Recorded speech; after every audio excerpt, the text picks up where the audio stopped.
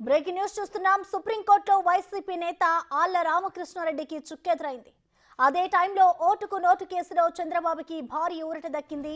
ఓటుకు నోటు కేసులో చంద్రబాబుని నిందితుడిగా చేర్చాలని, కేసు దర్యాప్తును సిబిఐకి అప్పగించాలని వేసిన 2 పిటిషన్లు డిస్మిస్ అయ్యాయి.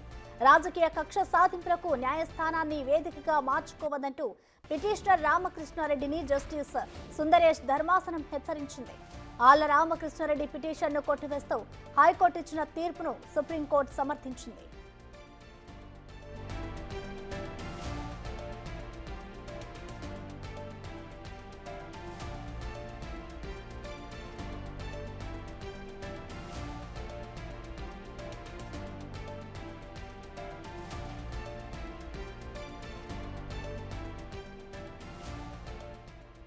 సుప్రీంకోర్టులో వైసీపీ నేత ఆళ్ల రామకృష్ణారెడ్డికి చుక్కెదురైంది.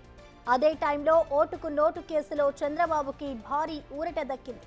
ఓటుకు నోటు కేసులో చంద్రబాబుని నిందితుడిగా చేర్చాలని, కేసు దర్యాప్తును సిబిఐకి అప్పగించాలని వేసిన 2 పిటిషన్లు డిస్మిస్ అయ్యాయి.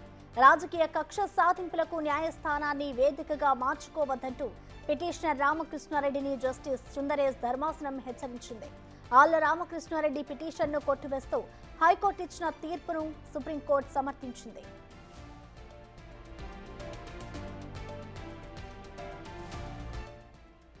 దీనిపై మరింత సమాచారాన్ని మా ప్రతినిధి శివ అందిస్తారు. శివ, చెప్పండి. ఆళ్ల రామకృష్ణ వేసిన పిటిషన్ అయితే ఇటు హైకోర్టు కొట్టివేసింది, అలాగే సుప్రీంకోర్టు కూడా హైకోర్టు నిర్ణయాన్ని కూడా సమర్థించింది. డీటెయిల్స్ ఎలా ఉన్నాయి శివ?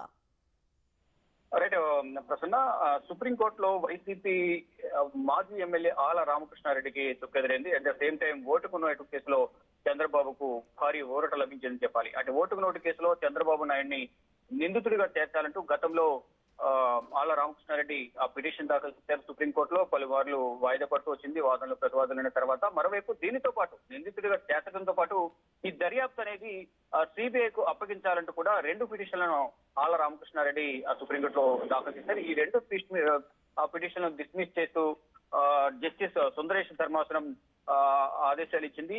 ఈ రాజకీయ కక్షలకు న్యాయస్థానాలను వేదికగా చేసుకోవద్దంటూ ఆళ్ల రామకృష్ణారెడ్డిని ఒకంత అంటే రామకృష్ణారెడ్డి పిటిషన్ల పట్ల అసహనం వ్యక్తం చేస్తూ రామకృష్ణారెడ్డిని హెచ్చరించిన పరిస్థితి కనిపిస్తోంది. ఇక ఆళ్ల రామకృష్ణారెడ్డి పిటిషన్ ను కొట్టివేస్తూ గతంలో హైకోర్టు ఇచ్చిందో హైకోర్టు ఇచ్చిన తీర్పును సమర్థిస్తూ సుప్రీంకోర్టు ఈ రోజు తన ఉత్తర్వులను ఇచ్చింది.